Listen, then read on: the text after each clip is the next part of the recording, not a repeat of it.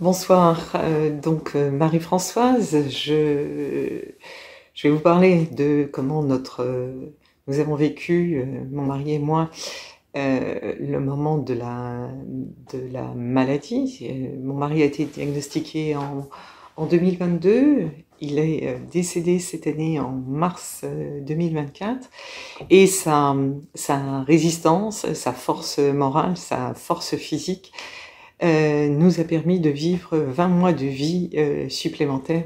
Je lui suis éternellement reconnaissante de ce moment-là. Le diagnostic donc a montré un cancer du pancréas avec des lésions au foie. Mon mari a choisi de se faire soigner au Pays Basque, à Biarritz, et c'est le docteur Ryan El Fadel, gastro-entérologue et oncologue, qui a assuré ce suivi. Ça a été très bien fait. Nous avons eu, mon mari et moi, immédiatement confiance dans cette équipe qui nous a montré tout au long des 20 mois de traitement de l'empathie, de la confiance, beaucoup de sérénité, beaucoup de compétences.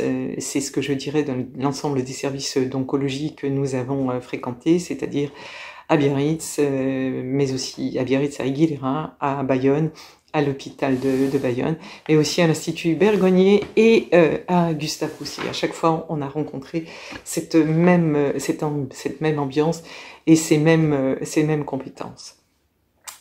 Ce qui est frappant, ce qui est important dans ces moments-là, je pense dans le témoignage, c'est de dire ce que représente l'annonce.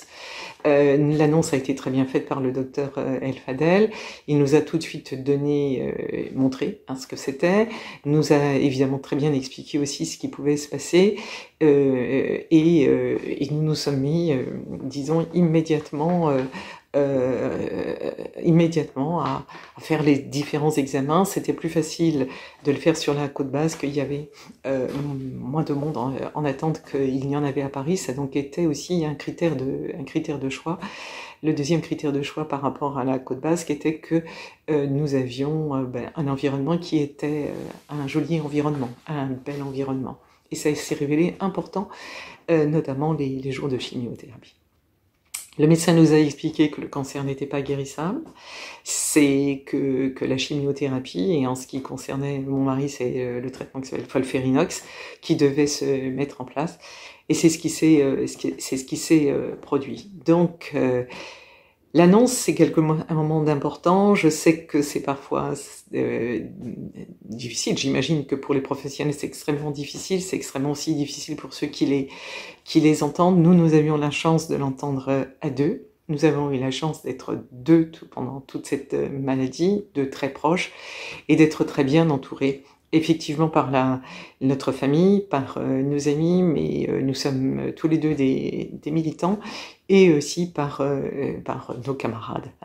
Et toute cette solidarité, toute cette amitié, toute cette fraternité, et en ce qui me concerne tout cet amour, tout l'amour que nous éprouvons l'un pour l'autre, est un élément essentiel. Nous avons, mon mari et moi, souvent pensé aux personnes qui sont seules pendant cette période, et combien il est difficile d'affronter le quotidien.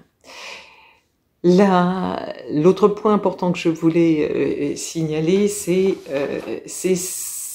le ressenti qu'on a pendant ces moments. Mon mari m'exprimait son ressenti physique, et moi j'avais un ressenti qui était d'abord de l'ordre de l'impuissance, de l'impuissance face à ce développement, de la peur de perdre mon mari, peur de sa souffrance, de la frustration, de ne pas pouvoir moi-même prendre un peu de cette maladie pour la partager, de la colère, je dois dire aussi, parce que, je sais pas, mais c'est quelque chose que j'ai éprouvé. De l'injustice, je sais que c'est très commun et très fréquent, mais aussi de l'admiration, énormément d'admiration pour mon mari, pour sa force physique, sa force mentale, sa résistance, et et ça, je vais l'agrandir parce que j'ai vu beaucoup de personnes qui ont été touchées et j'ai souvent retrouvé, hein, c'est-à-dire la puissance de vivre. Et évidemment, tout ça, c'est une expression d'amour et d'amour absolu. D'autres points que je voulais signaler, qui a été un point important, ça a été le rôle qu'a joué l'UTAPS, l'unité transversale pour les activités physiques pour une bonne santé. C'était un dépliant qui était sur les tables lorsque nous allions à la chimiothérapie, donc j'ai fait les démarches qui sont à la fois simples et puis bon, qui deviennent compliquées puisque actuellement tout est compliqué quand on fait une quelconque démarche. Donc ça a permis à mon mari, un peu par dérogation, parce que l'UTAPS se met davantage en place lorsque les chimiothérapies sont terminées, mais lorsque nous avons dit que la chimiothérapie était à vie, le médecin a accepté que mon mari fréquente. Ça a été un très bon moment pour lui. Il y a d'abord eu une phase de bilan, bilan musculaire, bilan d'hydratation, bilan en équilibre, en endurance, en souplesse, et puis des entretiens avec le médecin, avec la diététicienne, avec la psychologue, avec les infirmières, avec les éducateurs sportifs et avec les kinés. Et dans ce cadre-là, se met en place des séances avec régularité. Mon mari avait la capacité physique et la résistance pour fréquenter avec assiduité. C'est ce qu'il a fait, ça lui a apporté beaucoup de plaisir, hein, et donc ça m'en a apporté à moi aussi, évidemment, et aussi des amitiés nouvelles et la fraternité et bon, tout ce qu'on connaît quand on fréquente le milieu sportif lorsque celui-ci n'est pas dédié à la compétition. Donc ça a été un point important que je voulais signaler. L'autre chose que je pourrais vous dire, c'est qu'on a pendant ce moment des phases d'espoir, hein, très importantes, parce que on a les moments où les scanners sont bons, les moments où les marqueurs sont bons, les moments où la maladie devient presque chronique et puis même, moi j'ai éprouvé de l'espoir même au moment de la mise en place des soins palliatifs, parce que ces soins palliatifs ne se sont pas déroulés dans une unité dédiée, mais sont venus à nous, non pas à domicile, mais là où mon mari avait été soigné, parce que les conditions étaient bonnes, parce qu'il y était connu, et parce que nous sommes restés dans ce cadre-là, dans un milieu de vie. Ce qu'il faut vraiment dire pour nous, et je veux témoigner de ce que nous avons vécu, c'est que nous sommes restés toujours dans notre vie, la vie telle que nous l'aimons, c'est-à-dire une vie active, une vie où on a beaucoup voyagé, on a fait des escapades, où on a beaucoup fait le sport, beaucoup milité. C'est tout ce qui faisait notre vie a pu continuer pendant la période de la maladie. Nous avons continué à voyager, à venir à Paris au moins une fois par mois, continuer à randonner, continuer à sortir, évidemment continuer à lire et continuer à militer. C'est des points très importants, ça a été souvent signalé par ceux qui nous ont rencontrés. Nous sommes restés, non pas comme parfois ça le devient, mon mari le patient et moi l'accompagnante, nous sommes restés pour l'équipe médicale, monsieur et madame, nous sommes restés et nous sommes le couple, hein. Nous avons été compris de cette manière-là et c'était bien compris. Et je rends hommage à toutes ces équipes qui ont toute cette empathie, hein, et toute cette patience pour nous écouter à ces moments-là. Voilà, nous savions dès le départ que le cancer était inguérissable. À plein de moments, lorsque notre vie était tellement ce qu'elle avait été avant, hein, notamment lorsque nous étions en voyage, nous avons eu des espoirs, hein, un grand espoir. Ça n'a pas pu aller jusqu'au bout. Mon mari n'a pas pu être sauvé, mais je suis maintenant, si je devais vous dire quelque chose, je vous dirais que au début, lorsque la maladie est annoncée, donc elle est diagnostiquée, j'avais l'impression qu'on ajoutait des jours aux jours, hein. Et d'ailleurs, les jours valent beaucoup, hein, pendant la période de la maladie. Je vous dirais que 1 heure en vaut 10, qu'un jour en vaut 10, qu'un mois en vaut 10, etc., etc. Et puis il y a un moment où, alors c'est pas je vais prendre le titre de l'ouvrage de Anne-Dauphine Julian, un moment où on ajoute de la vie au jour pendant la maladie. Lorsque le décès intervient, ça devient évidemment très différent. Voilà, c'est peut-être ce que je voulais vous dire. Si je vous avais vu directement, ça aurait été peut-être différent. Avec l'éloignement, c'est évidemment un petit peu plus difficile, mais j'ai confiance dans les équipes médicales. Mon mari avait confiance également. Ça a été le message qu'il a délivré au docteur Ryan El Fadel la dernière fois qu'il l'a vu, de continuer à travailler de la manière dont il travaille, c'est-à-dire en tenant compte de la personne malade devant lui, en tenant compte de l'environnement et pour nous, en tenant compte de notre couple. Je vous remercie.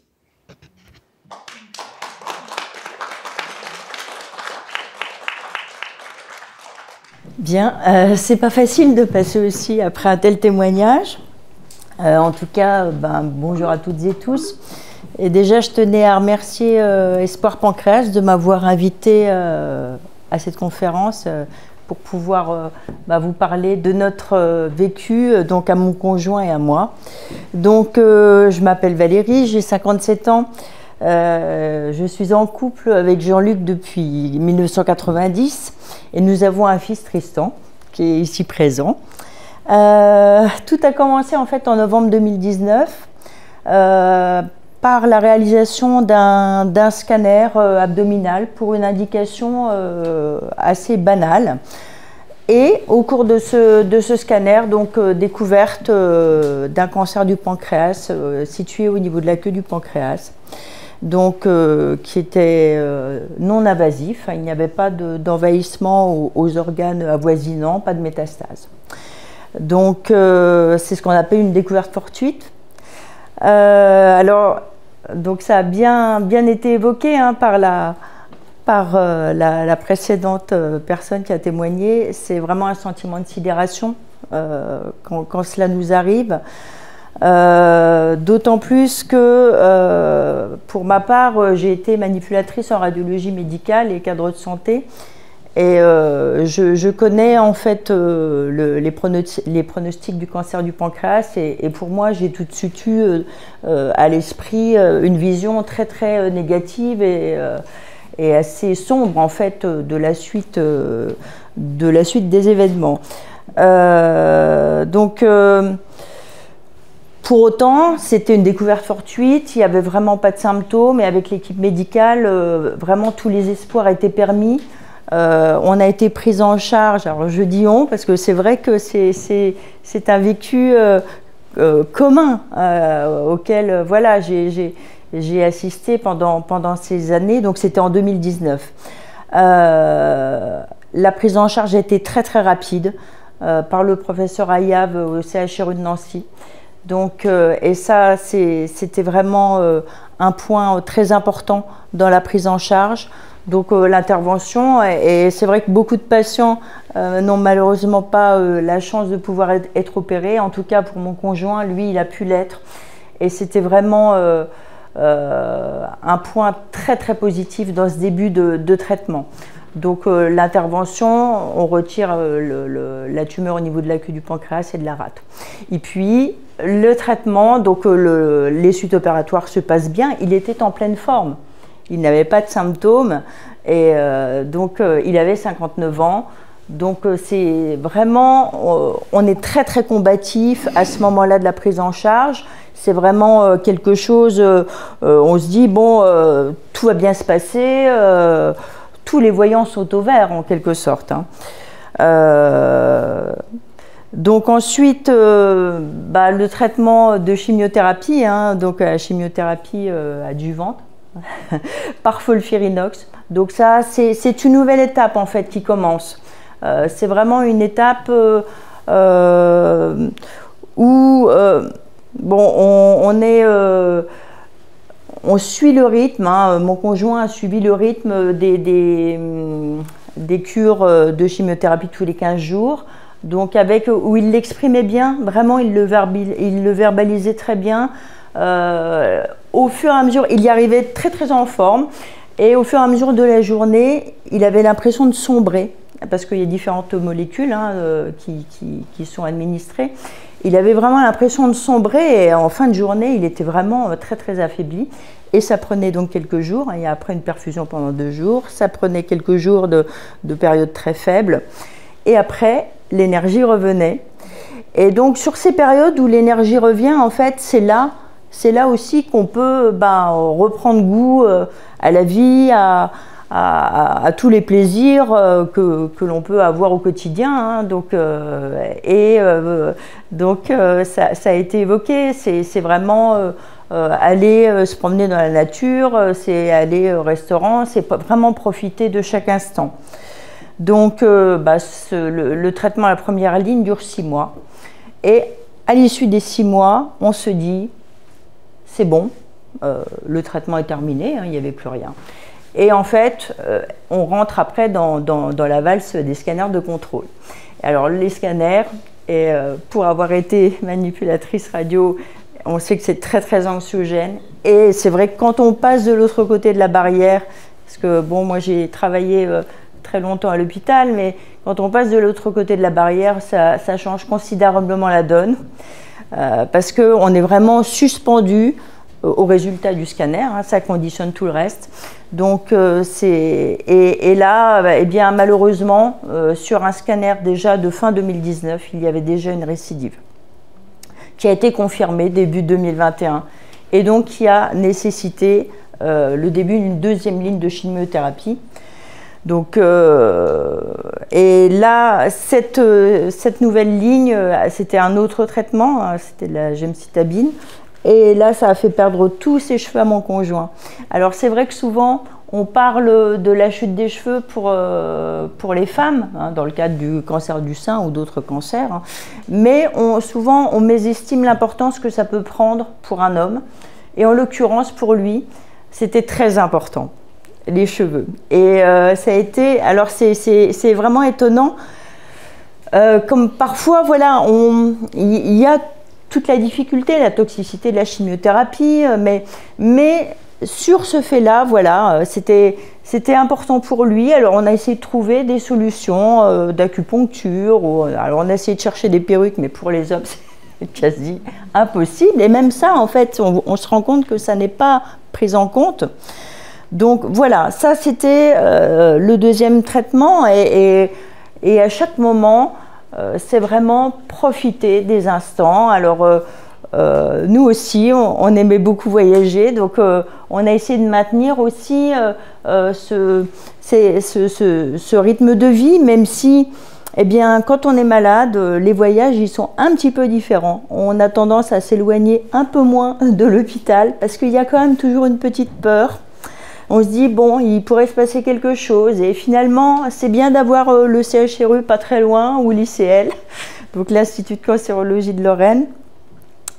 En cours de route, nous avons aussi changé d'oncologue, parce que la relation entre le patient et l'oncologue, et je m'inclus un peu dedans, parce que j'ai assisté à toutes les consultations, à tous les examens d'imagerie, la relation, elle est singulière et unique.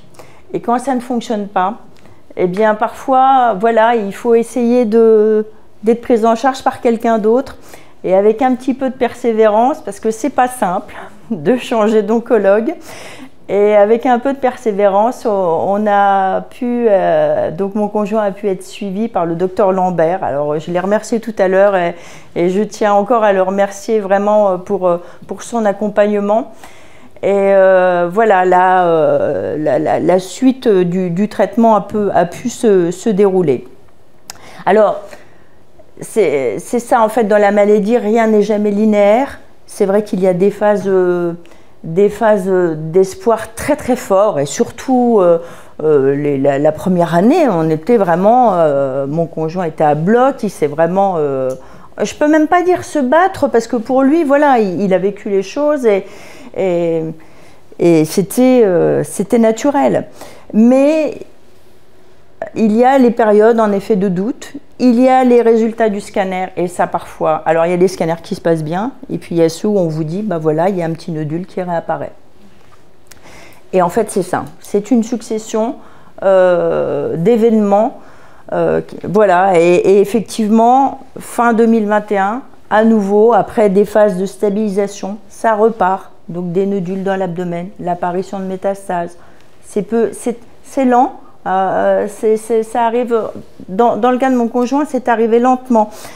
Et en janvier 2023, donc il y a eu un protocole de recherche. Donc le docteur Lambert en a parlé tout à l'heure. Hein, c'était une inclusion, en effet, dans un protocole de recherche qui, malheureusement, n'a pas donné de résultat. Donc effectivement... en mai 2023, on nous a annoncé qu'il n'y avait plus de solution thérapeutique et qu'on arrêtait les traitements. Et je pense que ça,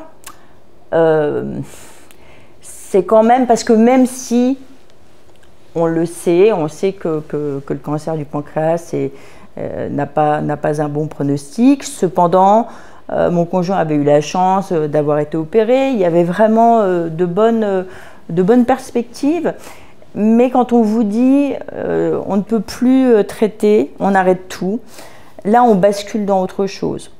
Il y a vraiment cette incompréhension, on se dit mais c'est pas possible, on est en France, on a plein de méthodes thérapeutiques, c'est pas possible que ça s'arrête en fait. Et après on se retrouve, mais qu'est-ce qu'on fait? Qu'est-ce qu'on fait? Parce que c'est vrai qu'on est habitué aussi à avoir un traitement. Vous avez n'importe quel problème, on peut vous donner un traitement, mais quand on arrive dans cette situation-là, c'est un autre état de sidération que celui du début, où on se dit, bon, et il faut arriver à se préparer. Dans le cas de mon conjoint, c'était compliqué parce que pendant toutes ces années, il ne s'est pas uniquement battu contre la maladie, il a simplement continué à vivre comme d'habitude. C'est-à-dire que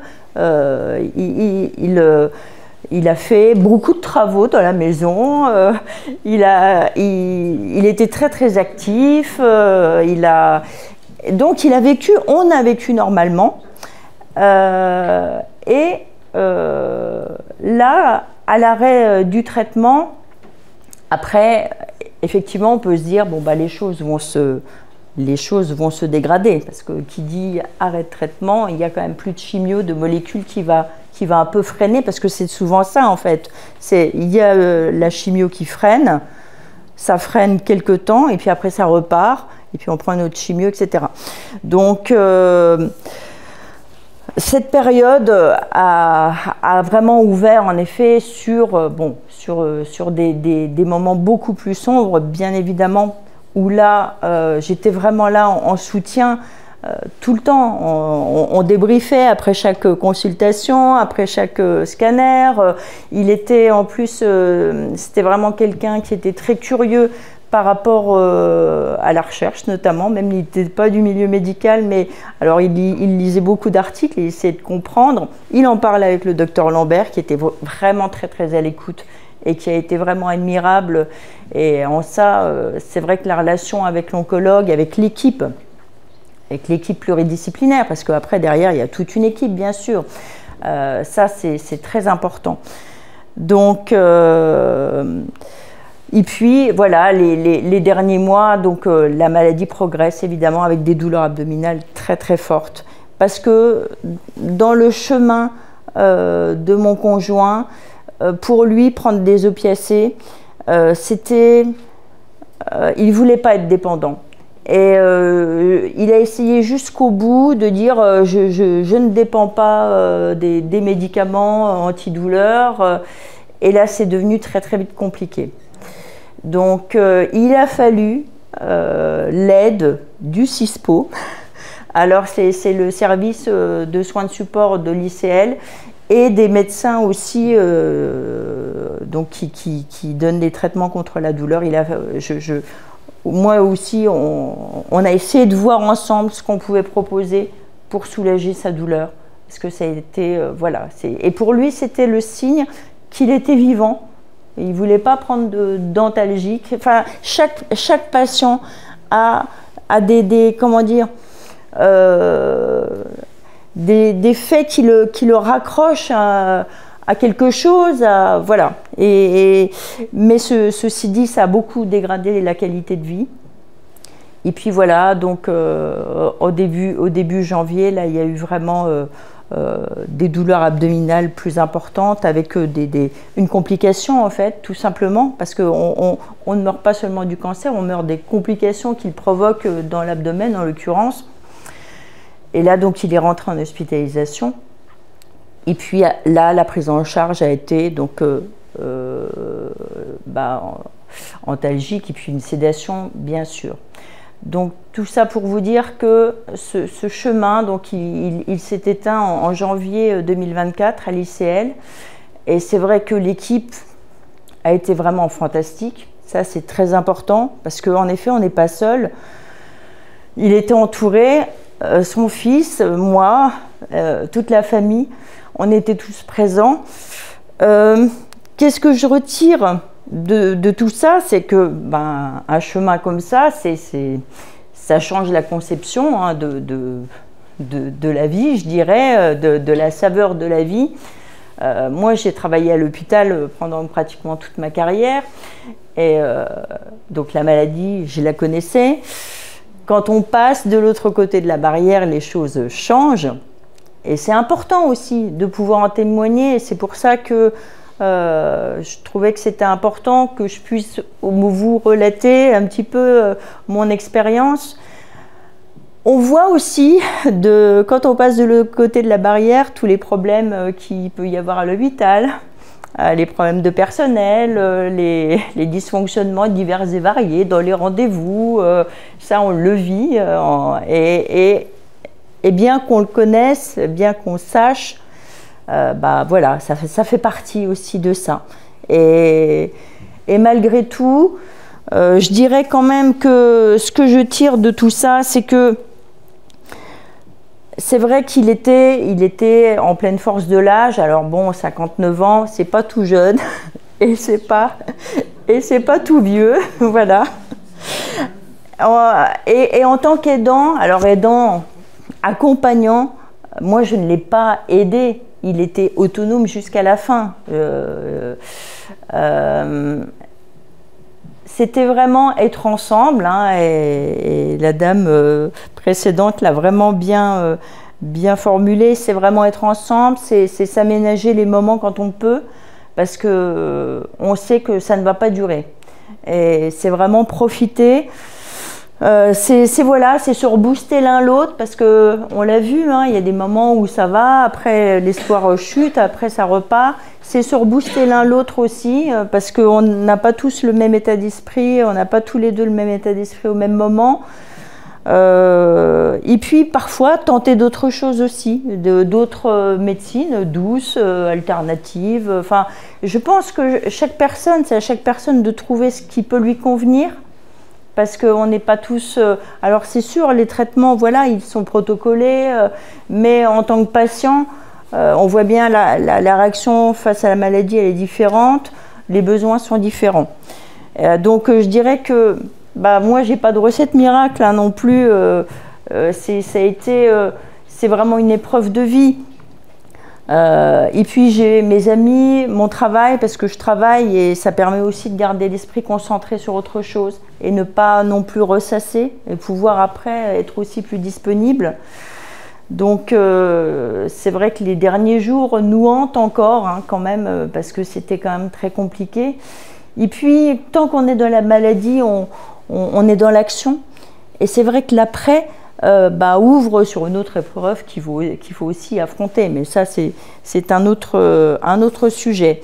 En tout cas, voilà, moi je voulais juste vous dire que malgré tout, il y a de l'espoir et je trouve que la soirée de ce soir, elle le montre bien parce que mon conjoint, il a pu vivre 4 ans avec ce cancer. 4 ans, et puis, alors il attendait les traitements, il attendait le vaccin, il avait lu des choses là-dessus. Et c'est vrai que le temps du patient n'est pas le temps de la recherche.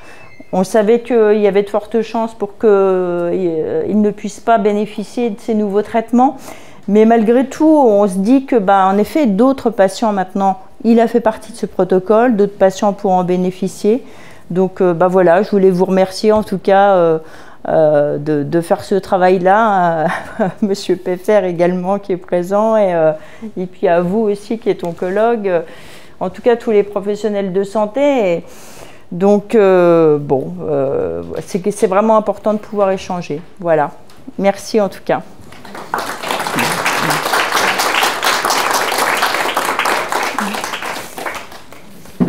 Merci beaucoup Valérie. Je sais que c'est un exercice qui est pas facile du tout, donc je vous en remercie d'autant plus. Et vous avez à un moment donné dit utiliser la formule c'est pas possible, ça ne peut pas s'arrêter ainsi. Et je pense que vraiment donc une des conclusions qu'on pourrait tirer également c'est pas possible, ça ne peut pas s'arrêter comme ça. Il faut vraiment qu'on mette toute notre énergie pour faire avancer les choses. Et donc le fait d'avoir pu en parler aujourd'hui, avoir appris de nouvelles choses était très important. Si vous avez des questions à poser à Valérie, vous pouvez le faire également. Pas trop de questions. D'abord, merci pour votre témoignage, parce qu'effectivement, on a eu 2 témoignages très, très émouvants sur ce long parcours. Alors, c'est pas très optimiste, effectivement, avec le cancer du pancréas qui a un mauvais pronostic. On a vu aussi que l'incidence augmente énormément. Ça, c'est les mauvaises nouvelles. Mais je voulais rebondir moi, sur les bonnes nouvelles, les 2 exemples qu'on a eu aujourd'hui, sur les bonnes nouvelles, avec ce cancer du pancréas, où il y a 20 ans, on ne savait pas ce que c'était, et globalement, c'était cuit d'avance, globalement, il n'y avait rien. Et moi, radiothérapeute, je peux vous dire qu'effectivement, il n'y a pas de place pour la radiothérapie dans les cancers du pancréas. Mais néanmoins, on a eu quand même 2 présentations tout à fait encourageantes, avec effectivement ce qu'Aurélien Lambert a dit sur les avancées qui sont là, avec les essais qui commencent, avec des molécules, et il l'a bien dit, des molécules qui ne sont pas des molécules toutes extraordinaires. Très longtemps, ça a été des traitements très classiques, parce que le cancer du pancréas était rare, donc il n'y avait pas beaucoup entre guillemets, de possibilités d'avancer là-dessus. Donc ça, c'est quelque chose qui va sûrement s'accélérer, d'autant que c'est quand même un des 3 points de la stratégie décennale du cancer, sur ces cancers de très mauvais pronostic, et il en fait partie. Et puis l'autre espoir, c'est aussi la caractérisation du cancer du pancréas, puisque finalement, c'est comme des autres cancers, il n'y a pas un cancer du pancréas, mais il y a sûrement des cancers du pancréas, avec des cibles qui sont là. Alors c'est des découvertes très récentes, et Marie Muller l'a dit aussi, on est en train de bien caractériser ces éléments-là. Sur les 15% de patients, on va avoir des cibles et vraiment des traitements spécifiques. Il reste encore 85% des patients à savoir pourquoi ils font un cancer et comment les traiter. Mais voilà, donc il y a ces 2 aspects. Ça reste avec des parcours très difficiles. Ça reste une incidence qui augmente, mais tout ça va donner aussi des sujets de recherche très importants. Marie l'a dit, et Aurélien également, la recherche, c'est ça qui va faire avancer les choses maintenant. Et il y a vraiment cet enthousiasme, ces actions qui sont sur le cancer du pancréas et qui, à mon avis, vont signe d'espoir pour avancer. Merci. Merci beaucoup pour votre témoignage, et il faudra également remercier cette conjointe là, qui n'est pas présente ici. Moi, c'est plutôt un commentaire, parce que vous avez toutes 2 souligné 2 points majeurs. Alors vous, avec une expérience différente, ce qui est effectivement capital, c'est la relation médecin-patient et aidant-accompagnant. Parce que c'est vrai que, déjà un point important, quand on est oncologue et qu'on annonce ces diagnostics-là, c'est difficile. On essaye toujours de bien faire, mais on sait qu'on va provoquer une déflagration en face. Et en fait, on n'a pas de bon moyen de faire. Mais après, ce qui est important, c'est effectivement de savoir accompagner au mieux surtout quand on ne peut malheureusement pas guérir, ce qui est souvent le cas avec le cancer du pancréas, c'est être à l'écoute aussi du patient. Là, par exemple, c'est les moments de Noël, donc voilà, on essaye vraiment de faire attention à ça. Et la relation médecin-patient, elle est absolument capitale. Et je pense que moi je dis toujours que c'est un travail d'équipe. Donc en fait, il faut vraiment être à l'écoute, vous l'avez vraiment souligné, et je pense que c'est effectivement un devoir du médecin, et c'est vraiment un travail d'équipe. Donc ces 2 points que vous avez mentionnés, c'est très important. Voilà, c'était juste un commentaire. Alors, merci, c'est vrai que ça c'est tellement important, et parfois ça se passe tellement pas comme ça aussi. En tout cas, bien sûr, moi je sais que ce qui était aussi important d'être présente aux consultations, c'est la notion de compréhension des informations. Alors moi j'avais la chance de comprendre, si vous voulez, bon quand même à mon niveau bien sûr, je ne suis pas oncologue, mais je comprenais le vocabulaire.